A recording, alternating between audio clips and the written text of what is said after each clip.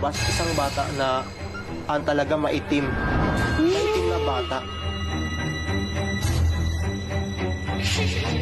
Sobra hindi ko siya madidescribe. Parang gaano katangkad? Is yung naranasan ko na bata.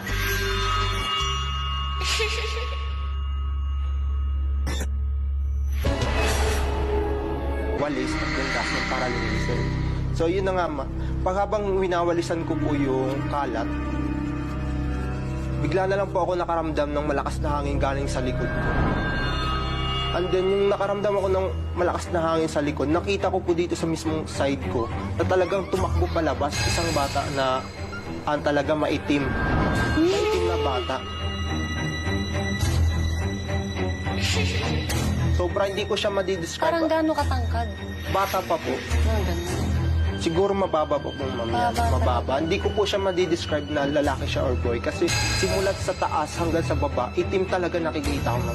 And then nung paglabas niya doon, tinignan ko. Matagal nung nakita mo siya lumalabas? Opo, gumanyan pa siya. Parang nag-stop siya sa harap gilid ko. Gumanyan muna, din bigla siyang gumanyan. Parang mabilis siyang lumabas. May isang bata na gustong makipaglaro sa akin.